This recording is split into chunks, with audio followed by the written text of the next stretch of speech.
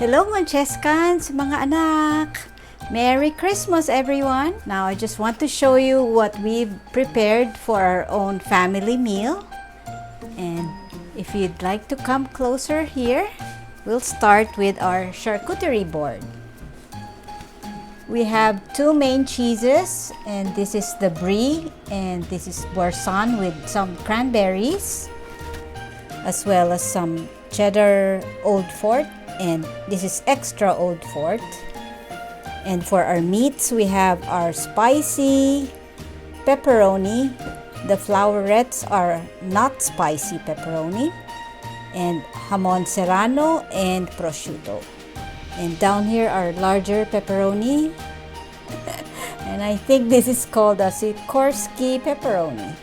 Of course, our crackers and some nuts for decoration. This is a red pepper jelly to put on the crackers. And to complement our charcuterie board, we have some manzanilla, gherkins, and some spicy olives.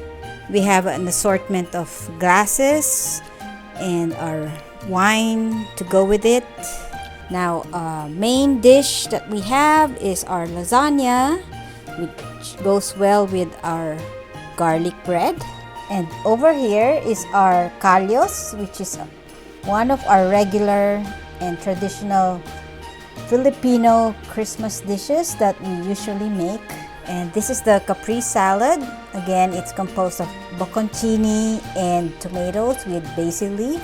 And the dressing for this would be balsamic vinaigrette. We also have our shrimp ring. And this is the mussels with cheese and garlic. And over here are the oysters. And of course, we have the spiral ham. And for dessert, we have the Filipino fruit salad, which is just fruit cocktail and some cream. And another Filipino dessert, this is the ube crinkles, and you'll also see the recipe for this in my channel. And some more treats that we have.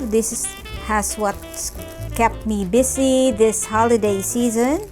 These are called food for the gods. I'll show you what they are.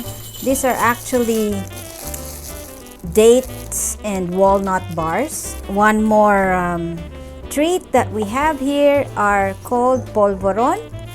And if you were watching my Christmas series, I showed you how to make this. And of course, we have some oranges just to cleanse our palate later on. I would like to take this time to thank each and every one of you, especially those who have been continuously watching the videos on my channel.